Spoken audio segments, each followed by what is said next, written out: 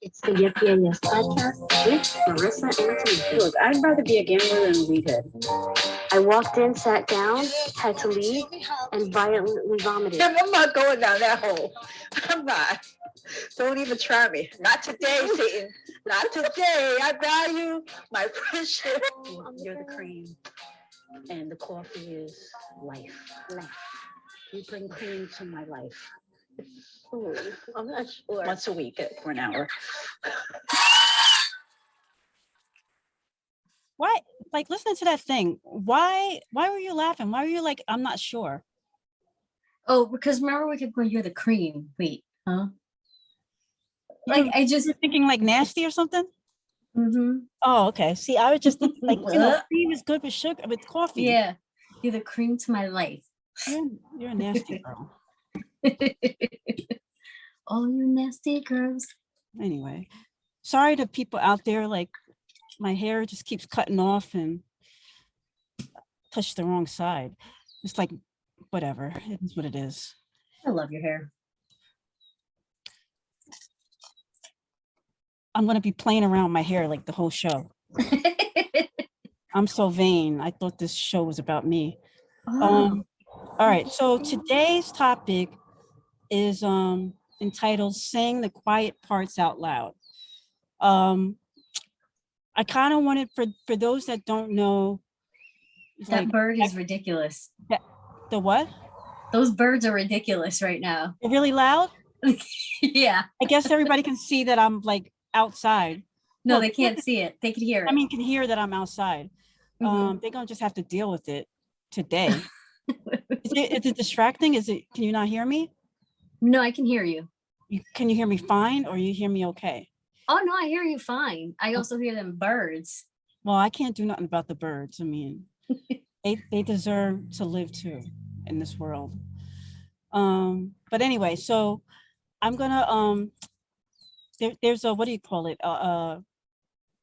The saying is saying the quiet part out loud, and there are people that don't know, where that phrase came from, or you do know, and it's like, you schooled me today because I had no idea where that phrase came from, and I think I've heard it here and there. Like I had a grasp on it, but you really schooled me today, so thank you. Now I know exactly where it came from, what it is, what it means.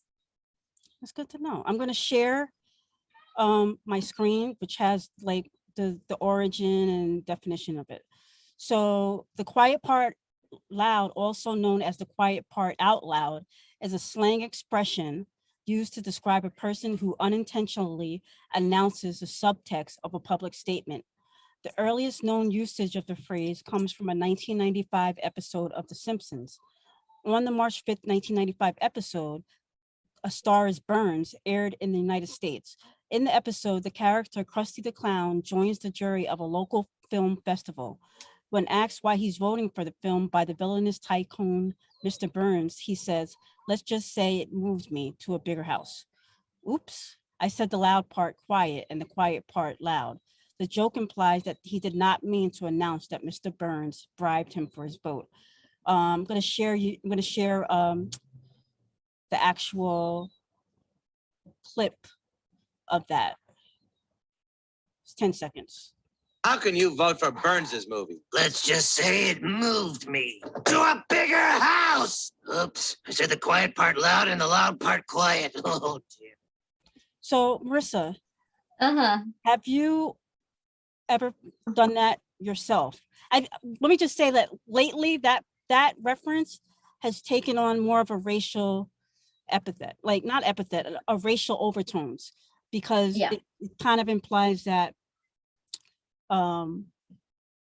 non-minorities, that's what we can call them, non-minorities, that's only leaves one group,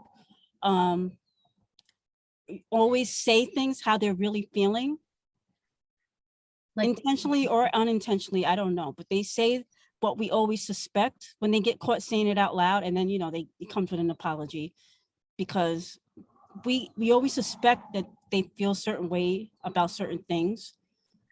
And then, when it's said, it's like, oh, see, you're saying the quiet part out loud. Has this ever happened in your life? have I said it or have people said it to me? Have you, like, you don't have to say whether you said it, but like, have you Well, ever not been- it. have you ever not been with the like in a racial- situation where somebody said something, the quiet part, out loud in your presence? Oh, all the time. All the time. And I'm the queen of passive aggressive. So it kind of leaves room for people to like not quite get it right away. So yeah, it happens all the time. And it's one of those So give us an Oh. example. Give us an example. Somebody was saying about these dolls that these kids were playing. It was like a playhouse. And she goes, I ordered the wrong family. Now the kids have to play with a Puerto Rican family. And I just go, because I'm the queen of passive aggressive. Yeah, who would want to do that? And they looked at me and they were like, what? And I went, what? What?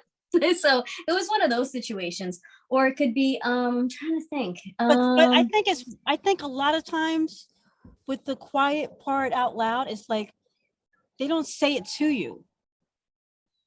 You know what I'm saying? Like it's usually in reference to something you heard they didn't expect you to hear.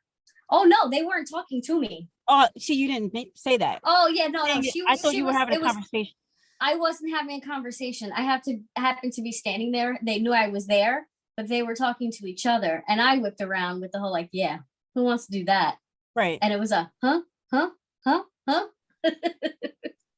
For me, there's one, I have two examples. One of which wasn't my experience, but you told me about it. Okay. So I had this boyfriend who was like militant. And since you know, go ahead and tell the story. No, go ahead. You were there, so I'd rather you tell it. No, because I feel like I want to make sure we're thinking of the right situation. I don't want to say anything out of line. So go ahead. So I had this boyfriend, and at the time I was living with you. And he came to visit, and like I gotta say on a side note, like it's like crazy because like I had my dude all up like in the house, but you encouraged it. Like it wasn't like I would never do that unless you were like, he should come here. Like let him, to visit you. Yeah, let him visit. But like in the grand scheme of things, like in life, like how many people, although my cousin got her whole man living in the house. So I mean, anyway. So he was on the phone out on the deck, or I don't know if he had a deck then, just patio. And he was using the word spick. I don't know who he was talking about. I don't know if he was talking about you or not, but he was saying spick. And I'm like, and you told me about it. And I felt very uncomfortable. Like I couldn't react because I felt like in the middle. You weren't there, yeah. But I did say something to him, like later. Like not in front of you. But it's like, bro, you sitting up in her house, eating her food, chilling, and you got the nerve, like what the fuck? Yeah. But he was like, you know how I feel. I don't feel like minorities can be racist, but I think that they can spew racist rhetoric, and he definitely was spewing racist rhetoric. Yeah. It's very like, oh, you're saying the quiet part out loud. You would never say that in her face or to her face. He didn't know I was walking in. He didn't know I was walking in. Right. Yeah. And then he turned around and was like, oh, and I was making myself something to eat. And he was like, oh, I love that too. Like, yeah, whatever. So yeah, that was the ex-boyfriend. And then one of the other situations that I've encountered. So I was at a family gathering and a bunch of family members were talking. And one of the family members was like, and I've told you about this. I've mentioned this, that I heard this. I was at a gathering, whatever, and there were family members there, and the family members was a group of family members speaking, and one of the family members got a new job, and the other family member, who happened to be a sibling of this family member that got the job, said to the sibling, tell them where you're working. And sibling was like, looked very uncomfortable and didn't want to say nothing. I think the sibling saw me like standing to the side. Like I wasn't part of the conversation, but I was like to the side, like away from it, like drinking my juice or whatever, sipping my gin and juice. And the sibling didn't want to say nothing. And so the other sibling that was like, tell them where you work. And the sibling just never said anything. And then the sibling was like line dance. And they all like, oh. And I was like, anybody that knows Long Island knows like where me and Marissa, the county that, not county, Long Island is not a county. What would you call Long Island? It's just not a borough. It's a. I say downstate New York. I know you hate when I say that. But it's not just Long Island though. Yeah, it's An island. an island that's long. Yeah. It's off of Manhattan. So the people that are from here know there are parts of Long Island that are considered like economically depressed, shall we say. And where do economically depressed people live? And what is the stigma attached to economically depressed people? And what do economically depressed people look like? But don't say Selden is economically depressed. What? Don't say Selden is no. economically depressed. Right. No, you would never say that. Don't say Shirley's economically depressed. Even though. And so this person's saying this, and I'm like, oh, he's saying the quiet part out loud. Because if my face was in the view of this person's face, I don't know if they would have said that. But the back was to me. And it was like, everything that you already suspect comes out when, people feel real comfortable in their comfort zone and they don't expect you to be. Yeah. And and the thing about saying the quiet parts out loud, when a person calls you on it, you either apologize or you say, whatever, that's not what I meant. You're taking it to another, like all of a sudden it's gaslighting. It's like, now it's my fault. All of a sudden I should have been eavesdropping. I shouldn't have been thinking like that. What do you talk? Everything's about race, right? So, it's one of those things where when it comes to, saying the quiet parts out loud, it can be like we said, race. It can be like the cartoons, like, giving a donation or, doing something underhanded to get the things that you wanted. Nobody is supposed to know about, and I think we all have experienced it in one way or another, whether we were the recipient or I don't know what the word is, but the one that's like causing the quote unquote havoc. But I guess what made me think about this topic was the recent situation involving Rachel Nichols, who is an ESPN analyst, and Maria Taylor, who's an ESPN analyst. So there's a video leaked last week, not a video, an audio leak last week. And so I'm going to play the audio, and then we can kind of discuss a little bit about the background and what we think about it. Cool? Cool beans.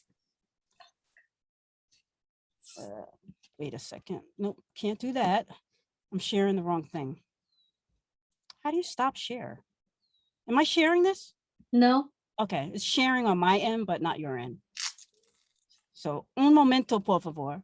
But while we're doing it, I'm just going to give a quick background. So Maria Taylor, she played basketball.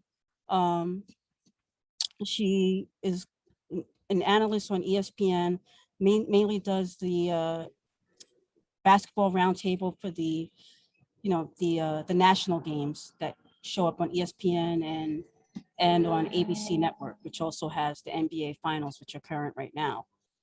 So I'm going to share this now. Let's see.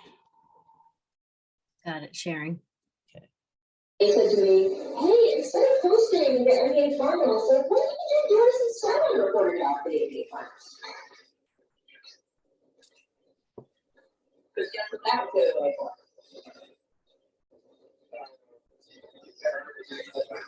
for Maria to do the hosting for us. So I have declined. I don't know what their next move is, but they are feeling pressure because of all of that. And I'm trying to figure out like how to just, my thing is that I wish Maria Taylor all the success in the world. She covers football, she covers basketball.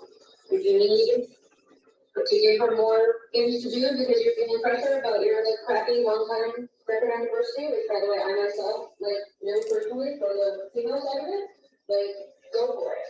Just, find it somewhere else. You're not gonna find it with me.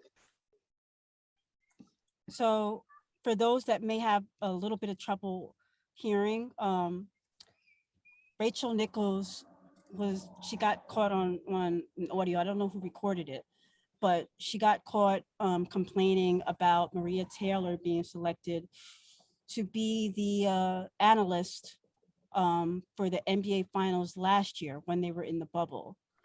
Rachel Nichols felt that, she should have been the analyst on duty, and she basically summed up her being chosen as a diversity thing because she was Black, not because she was more skilled and, she played basketball and she has the chops to do it, but because she was Black.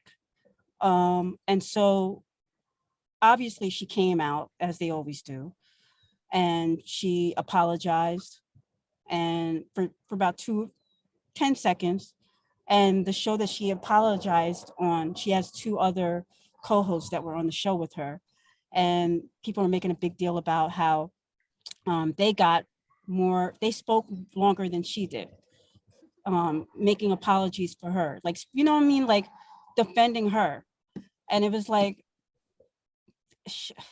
shit never changes. It's like they say, it's like, we kind of have an idea of how people feel, but until they really come out and say it, it's like, okay.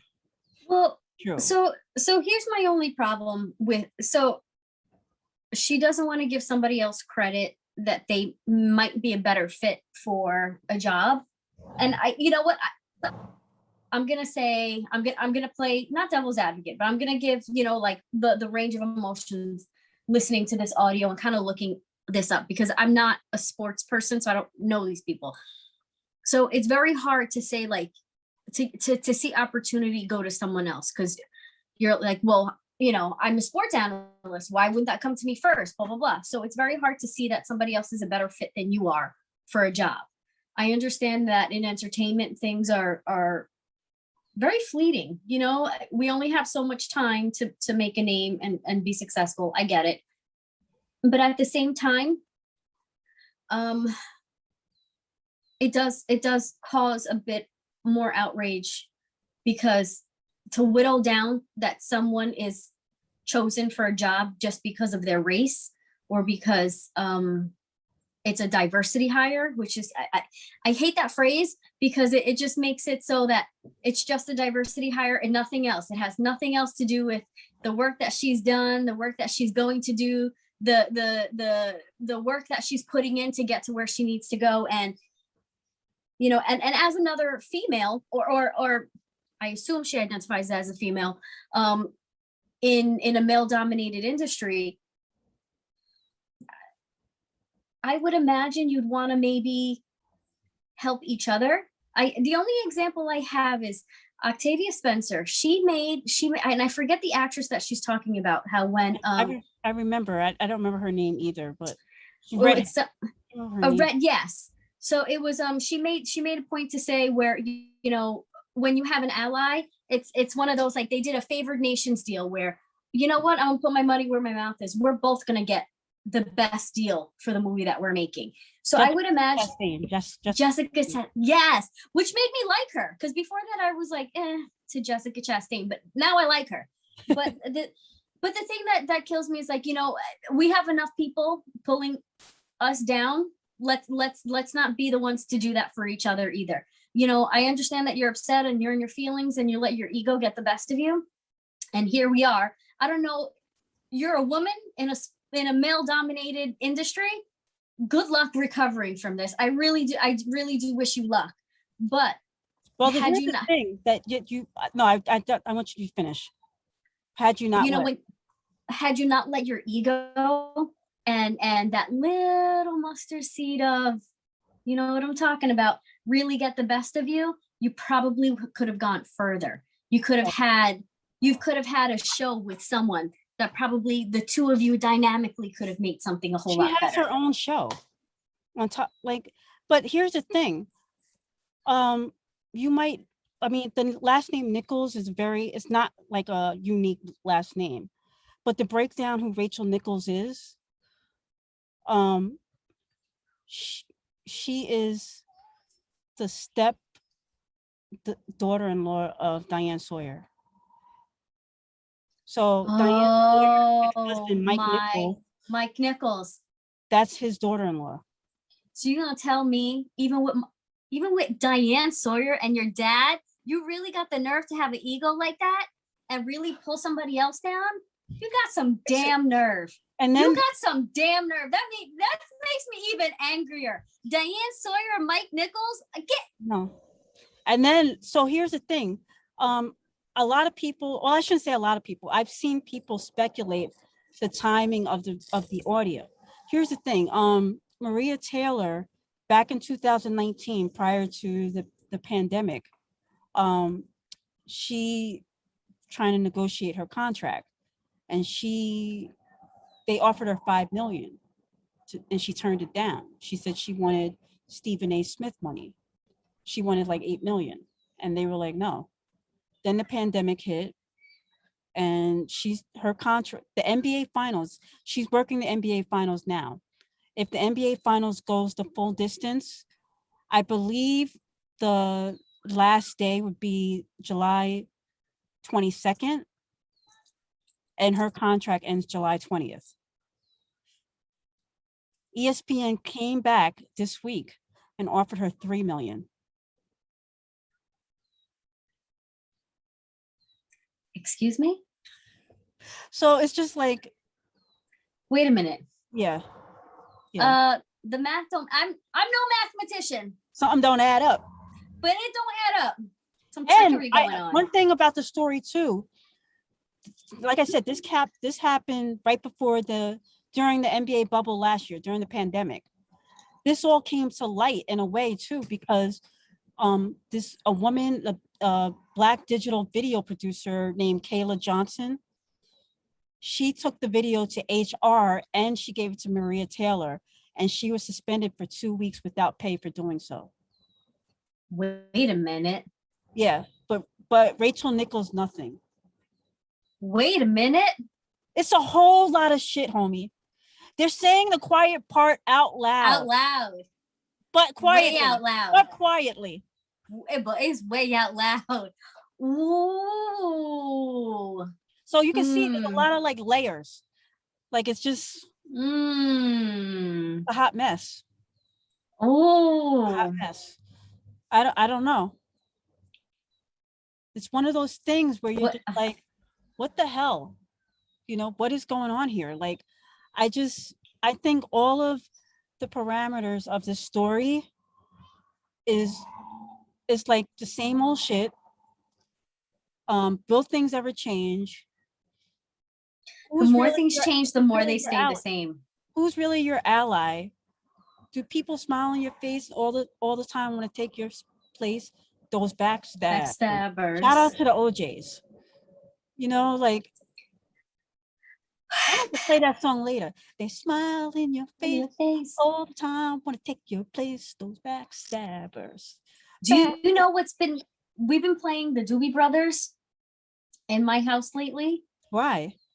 Because my son, my little one, he like happened upon, because you know he's always like looking at music. He happened upon a Mike McDonald song. I love Mike McDonald. He slaps. Abbreviate that guy. It's Michael. Michael McDonald. And he slaps. And he like went down this rabbit hole and he was like, do you know who the Doobie Brothers are? And I was like, I do. How do you know? And he was like, I was listening to and he's like he's like, and then it went to Doobie Brothers. Is that the same guy? And I was like, yeah, it is. He was in a group. And he was like, we've been listening to it. But anyway, I want to get back on that real quick. You need to show him the clip of what's happening when the Doobie Brothers were on What's Happening. Just Google that. You can watch the whole episode. It's, PG. Doobie Brothers on What's Happening. It's probably on Google. The pro episode's probably on Google.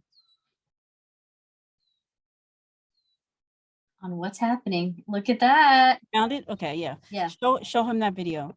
Why did Michael McDonald slaps. Yeah. Slaps.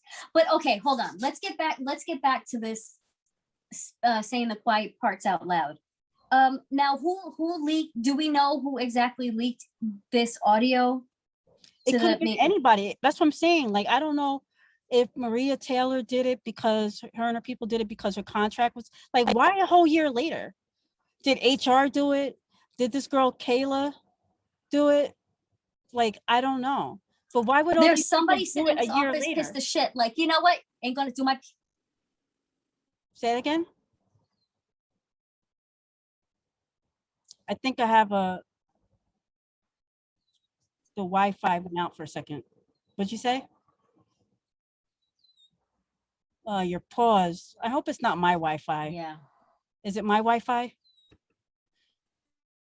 You there? There's just that random. I hear you perfectly. Okay. All right. Say that again. I'm saying it's probably just an intern somewhere. Like, oh, you ain't gonna do my people like this again. Yeah. I hope. Yeah. It's crazy. It's crazy. Now for is it are we still, again, like I said, I don't really watch sports. I don't look at analysts. Do sports people really not value a female commentator? No, they do. Are we still in that? No, they do. I want to give a shout out to Jalen Rose because he hosts the NBA finals with Maria Taylor. And so there was a clip like a week or two ago, we were talking about basketball player that deserves a better contract. And in the middle of it, he's like, pay Maria Taylor. She deserves that money. Like, they're on the same network. For him to be doing that on national TV, they're on the same network. Pay this woman, don't let her go, this, that, and the other. And she's like, anyway, back to, like, she didn't want to, she wasn't trying to do that. But he could do that for whatever reason. So I believe that there are some people that will stick their neck out, but I think overall, I don't think most people are inclined to stick their neck out for people. Oh, period. Any industry, no matter where you are. Yeah. Like friendships, family, like most people are not trying to stick their neck out for anybody. I'm sitting here trying to think to myself, because I had this thought earlier, like who has ever stuck their neck out? Like, it's one thing to be like, don't say that. It's another thing, like, to step in and be like, watch what the fuck you say. That's my friend, that's my daughter, that's my mother, my brother, whatever the case may be. The worst is when somebody swears they did that, but you're like, did you really though? Yeah. That's horrible, because it's like, how do you diminish somebody who's like, no, I did that for you. What are you talking about? And you're like, did you? Did you though? Like, oh, that's terrible. That's a terrible situation. It's weird. I had a thought unrelated to this podcast about that moment where somebody did that. And I cannot for the life of me remember. Feel like it happened in college. But I can't, yeah. They said to you, you didn't back me up, or? No. Or they said to you, like, I stuck my neck out for you. No, neither one. That they actually did stick their neck out for me. Oh. Most people don't do that. But of course, I can't remember what it was. You know what? I do have one. I have one where when I was working at this company, and it was a minority-owned company, the best company I've ever worked for. Well, give them a shout out. Black-owned business.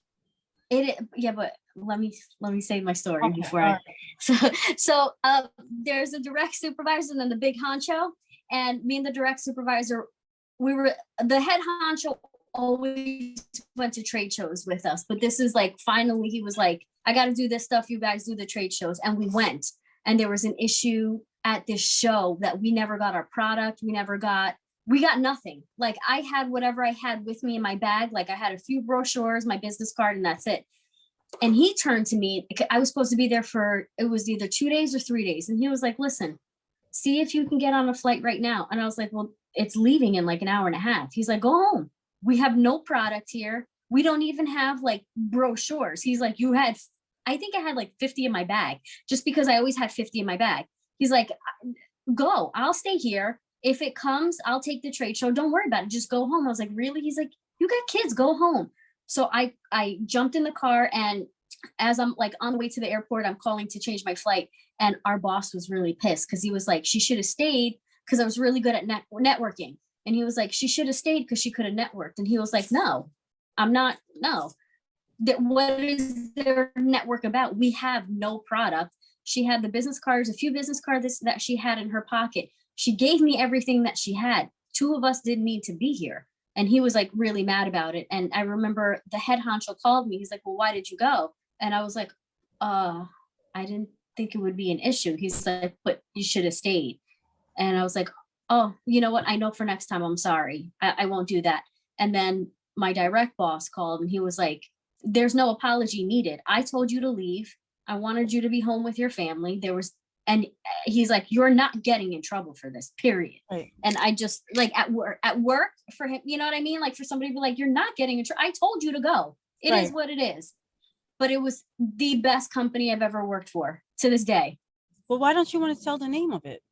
Oh, it's Compact Industries. It's called Brilliant Toothbrush. Best toothbrush for your family. And they have a whole housewares line. They have the Plink stuff. They have a grill stone. They have a lot of amazing products. They didn't pay for advertisement. They didn't pay for this. Yeah. They'll end it there. Brilliant toothbrushes. Okay. So anyway, yeah, it's nice for, people to stand up for you. It's nice for people to call out when people say the quiet parts out loud, and that quiet part is a fucked up shit. It's one thing you'd be like, the quiet part is like, I really love him. You know what I mean? And he's your best friend. It's never that. Yeah. No, it's never that. Well, no, I shouldn't say it's No. never that, but it's never happened to me. But yeah. But I'm sure it's happened to other Same. people. But the quiet part is never referring to like a good thing. It's like some fucked up shit. Mm-hmm. Like, I got this job. Like, you don't hear somebody say, I got this job because I like slept my way to the top.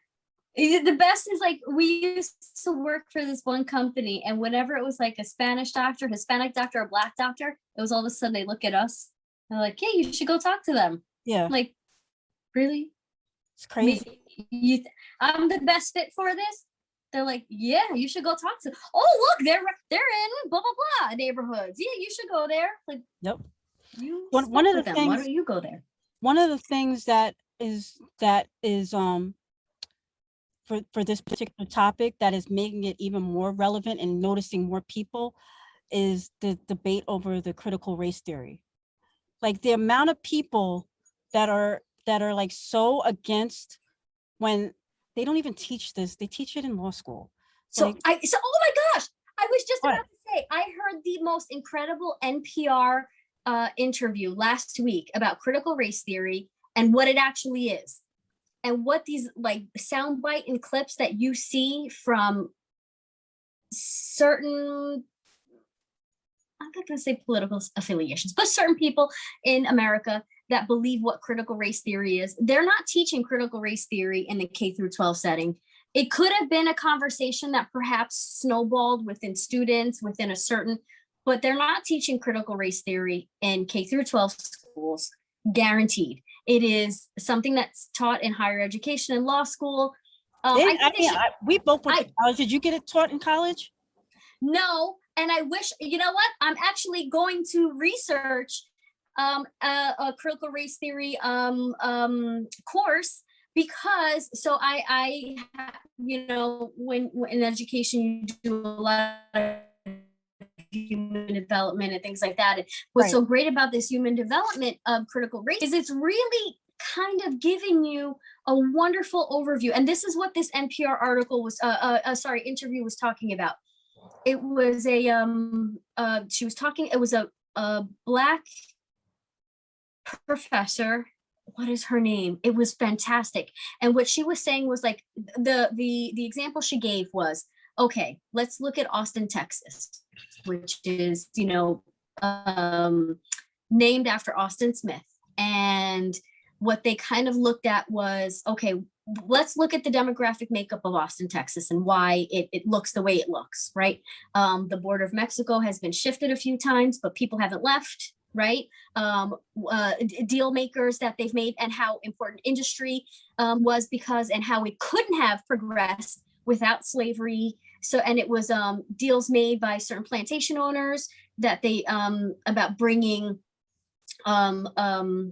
indentured servants, slaves, for industry down into Mexico. It was on NPR. It was the most phenomenal talk I've heard in a really long time.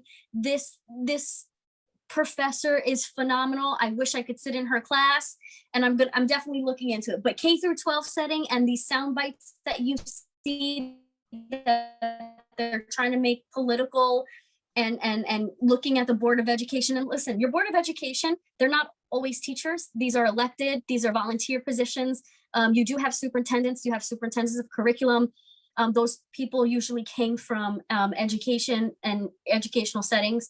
I guarantee you critical race theory is not coming in a K through 12 setting anytime soon. By the time they look at a curriculum and it gets unfolded, usually in private, and then it goes to public, it would take about 15 years to get into a K through 12 setting. And it's just not appropriate for the K through 12 setting because of the amount of information and the background information that you have to have for what real critical race theory is. Now, another person I can tell you that does phenomenal critical race theory highlights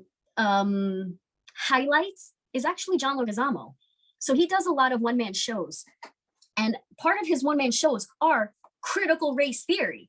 Mm-hmm. And it gives you kind of like the introduction as to why and how and things, how they progressed and developed within, certain subsects of American culture and things like that. So what you see, sound bites that you see of these parents going to a Board of Education meeting and yelling at these volunteer people about critical race theory in a K through 12 setting, absolutely not.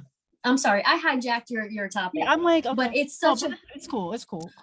But I'm telling you, it's like, I just really wish that, I hate when people say to me, because I'm very wishy-washy, and this is probably the one setting where I'm more so like, you'll ask me my opinion and I try to give it, but I also try not to give it because I'm very wishy-washy.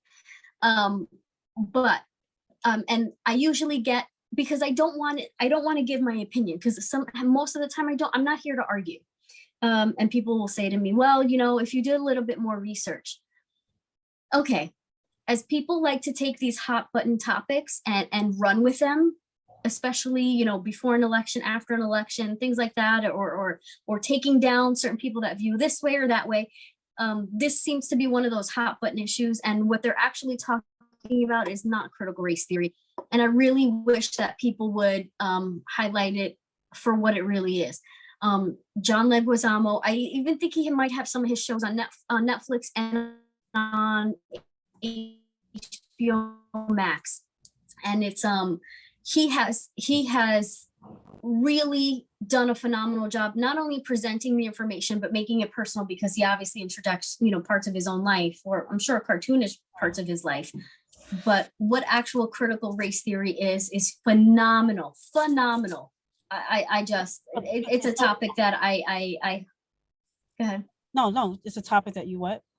A lot of people, your first 2 years of school is more like your general subjects. Yeah. And I really wish that it was part of the humanities section of your of the educational components, not just in law school, because it's such a phenomenal thing to really understand, especially when you have such a I call it subcultures of America, because Right. you know you can be Oops, from you broke up. Texas to New York. Got it. I was Wait. going on a tangent again about why I think. Yeah, the reception went out. Give me, Oh, I'm gonna pause this, okay. but the people at home might not realize it's being paused. Everybody should hear us pretty well the duration. I had to switch my Wi-Fi, but finish what you were saying. I was just saying that, you know, when your first 2 years of school of you know, higher education is more of your humanities, like your general liberal arts courses, and critical race theory, I really think needs to be one of the options for humanities, not just in law school. Because like I've said before, I think I've made mention where I believe that, you know, American subculture is so diverse. Like you can be from Texas or New York and it could be like two separate countries almost. So understanding American subculture and what makes it so unique is really, really important to not only American history, but understanding American history. Well, so I, thank you for like delving a little bit into it. I had brought it up not for any of that, but it's good information that you shared, and maybe down the road we can do a show. No, I'm not being funny. I'm just saying, like, Yeah. the reason I brought it up was because the people that we know exactly what it is, using it to divide and using it to say the quiet parts out loud, because you can't sit in one aspect of your life and vote that Juneteenth should be a federal holiday, and then out of the same breath say that schools shouldn't teach critical race theory. I think it's very important. That the 1619 project should be banned. Like you can't say one thing and mean another when it comes to this. And so a lot of people that are against it, you see the reasons that they are against it. And it has nothing to do with education. It has nothing to do with learning about the history of our country and why we act and do the things that we do and how we got to where we are today in 2021. It has everything to do with, keeping people down and, keeping the same mantra of them versus us in play. And so, I encourage everybody that's listening to us to research critical race theory on your own and not take it for what you think it is based on somebody that you elected. You know, usually what your political affiliation is your social media algorithm. Right. And I know that these clips that come up yelling about critical race theory in the K through 12 setting, I just ask that you check out this NPR interview that was so phenomenal, that can really delve into what actual critical race theory is. And I that's just my ask for whoever listens. Exactly. All right. Or John Leguizamo. It's really good. Yeah. I thought it's really good. Anyway. So we're gonna switch. Whoops, that's not you.